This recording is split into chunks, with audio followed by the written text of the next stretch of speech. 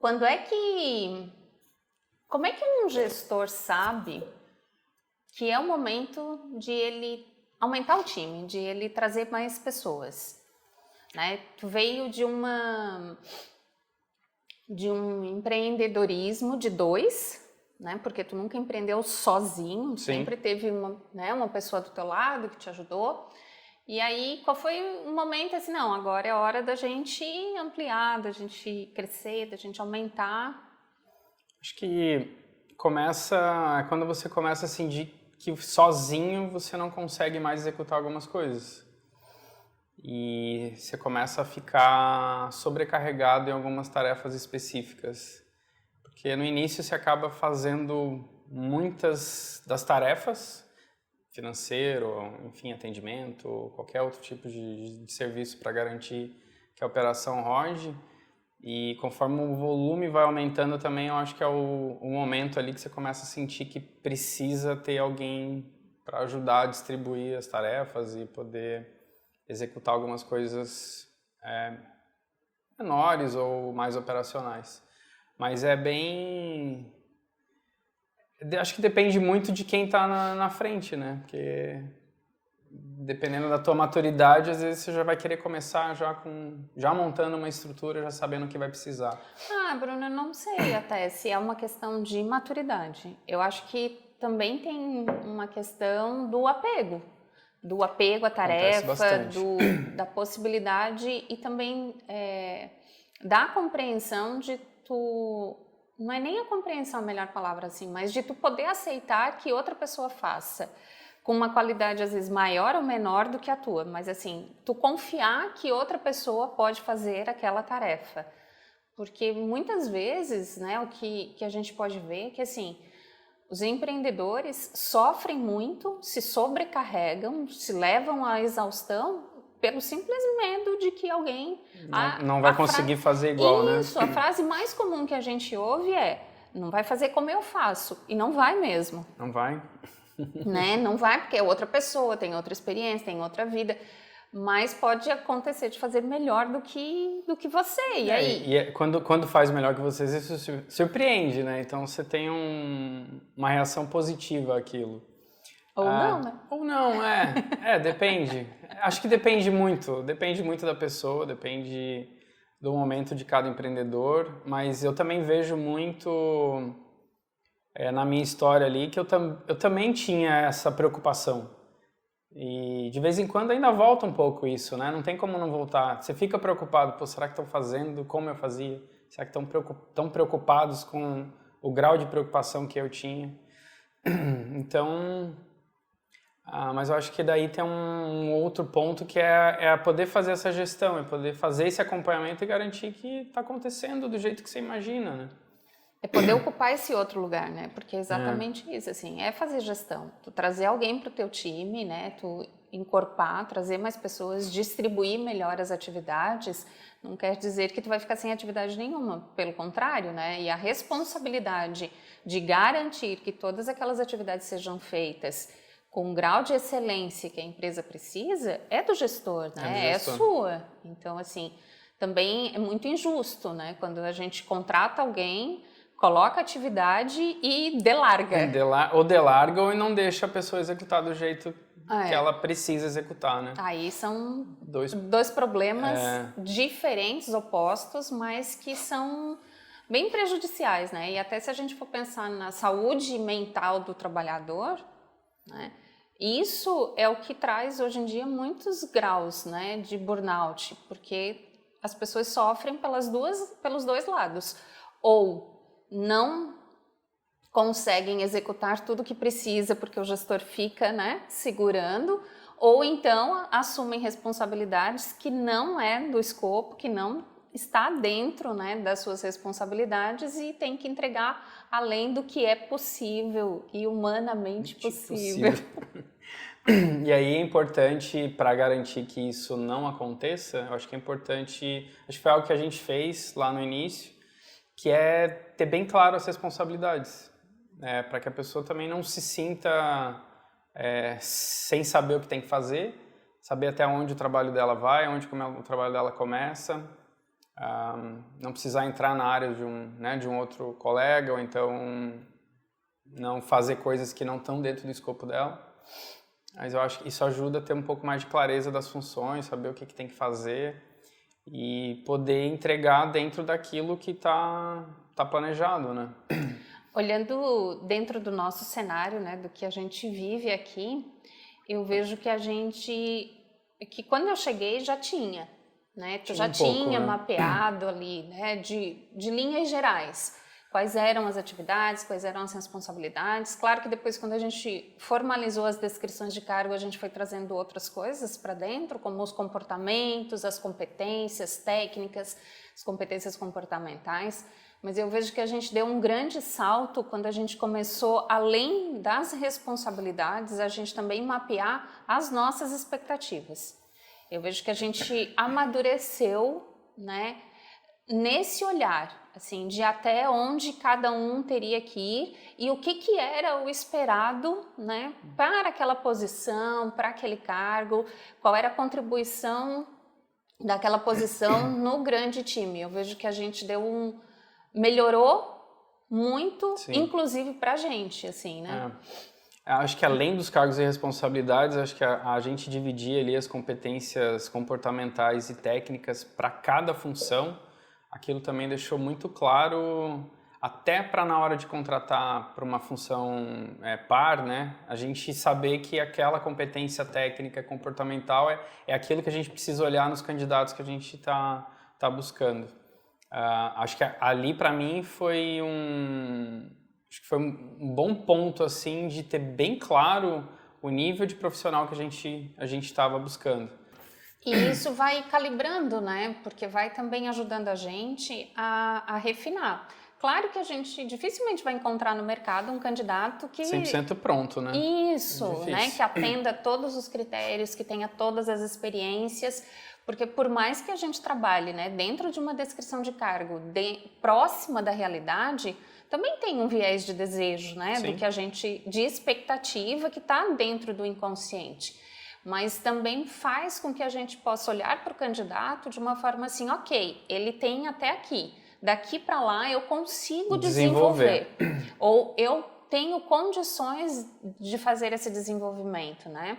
Então, ajuda também a refinar esse olhar e a ser até mais justo e honesto dentro dos processos, né? A gente acaba olhando, além desses pontos comportamentais e técnicos, eu acho que tem 3 coisinhas ali que a gente está bem preocupado. A questão da pessoa ter uma capacidade de aprendizado rápido, de você poder ensiná-la e ela absorver isso, né? A parte de coachable.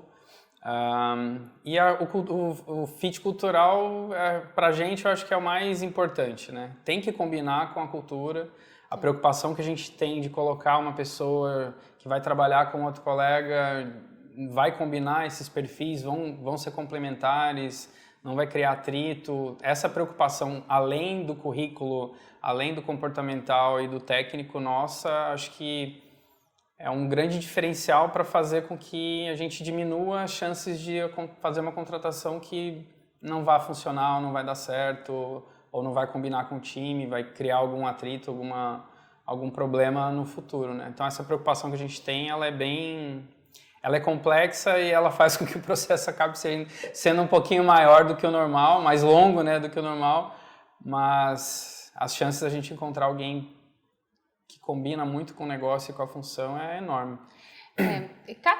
Eu vejo isso assim como a manutenção da cultura, né? Cada empresa, eu acho que tem o seu DNA e tem as suas estratégias de como que faz a manutenção, né?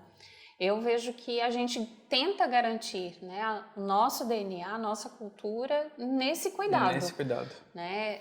Trazendo um candidato, né, aprovando um candidato que tenha esse perfil, que combine com o time, que vai ter aderência com os colegas de trabalho, né, que vai ter aderência com a cultura já existente ou que vai conseguir se adaptar, né, que tenha o desejo de se adaptar. Sim, torna muito mais longo, muito mais complexo, né? Mas eu vejo que é o necessário, assim, né? E é consciente. A gente não faz esse movimento aleatoriamente. né? Eu acho que é estrategicamente planejado e executado para ser desse jeito, assim. E a gente discute bastante isso, né? Quantas vezes a gente foi, voltou, se é desse jeito mesmo, se está no caminho certo, e toda vez que a gente desviou um pouquinho, deu errado. Então a gente tem até as contraprovas, né? Não, e eu acho que a gente tem uma capacidade, acho que essa dobradinha, né, eu e você ali, de você poder olhar essa parte comportamental e a técnica, por mais que isso aconteça, a gente quando bate, a gente sabe que é, né? Então isso acho que esse sexto sentido que às vezes a gente tem, assim... Dizer, não vai dizer que é só intuitivo. Né? Não é intuitivo, mas é uma intuição que a gente chega e fala assim, cara, é essa pessoa, né? Parece que tudo que a gente estava buscando, tudo que a gente estava olhando, quando é para ser, você vai ter os sinais que é para ser.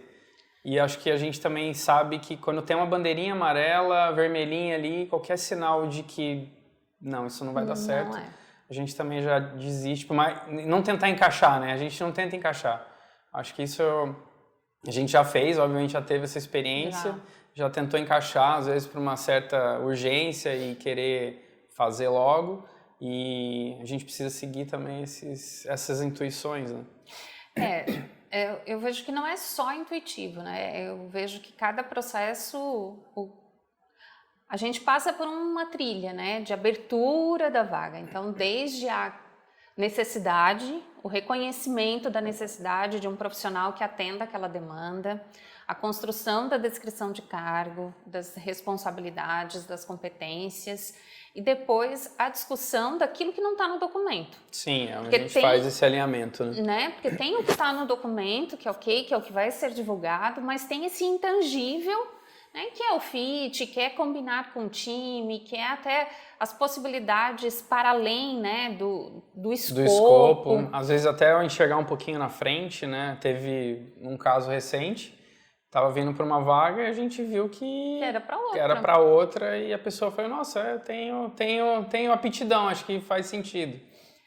A gente não fica só naquele escopo fechado da vaga, da descrição, da função, da tarefa, né? Isso. A gente consegue olhar um pouco além daquilo que a pessoa vai poder entregar e até o que ela vai poder desenvolver e até se desmembrar ou, né, futuramente até pensando num próximo cargo. E isso faz com que a gente entre dentro do processo mais ou menos com um checklist mental, né? Então a gente já tem, vai construindo clareza, né, do que é que de fato a gente está buscando. Sim. E isso também acontece no decorrer do processo, porque às vezes a gente olha para o currículo e tem aquela sensação, nossa, é esse o candidato que vai ter total aderência, a vaga está fechada. Sim. E aí a gente começa a conversar e aí a gente vê que não é bem assim, né? Às vezes, de uma maneira genérica, aquela experiência é muito aproximada, né, do que a gente precisa no momento, mas nas particularidades, né, ali no detalhe do detalhe, é muito distante, está muito diferente, está muito longe, ou às vezes no comportamento, né, está muito discrepante do que a gente precisa, do que a gente tem, né, de claro, do que é realmente favorável para a gente. Então, isso também vai conhecer, né, e fazer essas contraprovas dentro de um processo também vai ajudando a gente a ter clareza do que a gente vai confirmando. Olha, isso aqui... Os checklists vão batendo. Exatamente, até a gente chegar, né, para fechar uma vaga. Acho que tem uma questão ali também em relação ao modelo de negócio, né? Então, às vezes a gente está com uma vaga muito mais técnica ou então mais analítica, assim, e, digamos, gestor comercial. Só que depende do negócio, né? Então, tem negócios que o comercial está estruturado de uma forma e o nosso negócio está estruturado de outra forma. Então, às vezes, no currículo você não consegue entender, a gente acaba tendo que pesquisar o negócio, saber como é que funciona aquele modelo de venda. Ah, não, vai combinar com o nosso, é uma estrutura parecida com a nossa. Então, aí também exige um nível além do currículo, além do comportamental, até encaixar isso no modelo do nosso negócio, né? Fazer com que tenha alguém de fora com uma experiência parecida ou que vai conseguir se adaptar rápido ao nosso modelo. Porque é isso, né? É para o negócio. Então, não dá para perder de vista. Não. Né? Se a gente perde de vista que o que a gente está buscando dentro de um processo seletivo é uma peça que vai compor esse negócio, a gente se perde mesmo. Aí entra o viés pessoal. Ai, não gostei. Por quê? Não sei, mas não gostei. Santo não bateu. Não fui com a cara. Não. Né? Então, quando a gente tem bem à vista que é para o negócio, que é para o crescimento ou para a manutenção dele, vai fazendo com que a gente possa fazer escolhas coerentes. E assertivas, assim, e com um embasamento, né? Ó, o problema é aqui, ok, às vezes a gente se depara com isso, né? Candidato que, nossa, a gente viraria amigo, sim, mas teriam, não vai combinar, não vai encaixar. Conversas deliciosas, mas não vai encaixar com um time, não vai... A experiência, a vivência que teve é muito diferente, vem de um negócio, né? Muito distante do nosso, então o tempo de aculturação seria muito longo, a curva de aprendizagem muito grande, ou às vezes já está num nível de maturidade que também não faz sentido, né, dar esse passo atrás na carreira. Às vezes está muito grande para o que a gente tem, mas tem uma preocupação que você tem bastante, que acho que você comentou agora há pouco, em relação a não ter preconceito, né, não ter essa preocupação com o lado pessoal. Que às vezes a gente vê muito, né, quando talvez a gente, em algumas outras contratações mais antigas, minhas lá no início, às vezes tu vai um pouco meio com a cara, mas hoje a gente não tem mais esse filtro de nada pessoal, não tem, né? Eu acho que a gente é muito preocupado exatamente com vai encaixar no negócio, vai encaixar na cultura, vai conseguir trabalhar com os colegas, tem possibilidade de aprender, gosta, tá com sede de aprender. Acho que isso também, quanto mais a pessoa tá com vontade de aprender e quer trabalhar e quer se desenvolver, a gente também já olha para esse candidato com outros olhos, né? Então, essa preocupação de não ter nenhum viés fora do que a gente precisa para o negócio, ela ajuda também a gente manter a gente na linha e focado no que precisa. Sabe que aos longos, né, desses 13 anos praticamente de recrutamento e seleção, eu nunca tinha visto isso na vida, né? Sério? De fazer feedback na entrevista. Mas eu acho que é nosso, né? Apesar da gente ter as nossas necessidades e da gente ter bastante clareza do que a gente precisa, a gente é muito humano, né? E a gente quer também que ele faça uma escolha para ele, uma escolha boa para ele, né? A gente não sabe como é que as pessoas recebem isso, né? E processam isso depois, mas a nossa intenção, ela genuinamente é de contribuir para o desenvolvimento, né? É talvez dizer para a pessoa, olha, você tem um ponto cego aqui e que a gente percebeu. Eu não sei se você está olhando, se né? Faz sentido ou não. Olha para isso, assim. Para alguns foi bem importante, a gente já recebeu esse retorno, assim, né? Que inclusive virou parceiro nosso de negócio, né? Tá com a gente aí, nos atende em muitas demandas, mas foi o empurrãozinho do universo da vida que precisava para ir tomar uma decisão e resolver a vida. Então, é estranho. É estranho. É diferente, mas é bom. Não, eu acho que... Eu acho que o que você falou é o certo, né? É um olhar humano que a gente tem para as pessoas. É realmente se preocupar genuinamente com aquele momento que ela está na vida e tentar falar, eu não quero que você encaixe a gente na sua vida. Eu quero que você venha fazendo sentido, né? Porque como a gente não encaixa, né? A gente também não quer ser encaixado. Exato. Então, para nós, assim, é muito claro. Pode ser muito estranho para o candidato, né, passar por uma situação como essa, mas para a gente é muito claro, assim, não é uma questão de escolha, não é uma questão de encaixe, né, é uma escolha consciente e que seja boa para ambos os lados. Sim. Né? Tanto que a gente não promete nada que a gente não possa cumprir. Todos os nossos combinados que são feitos, né?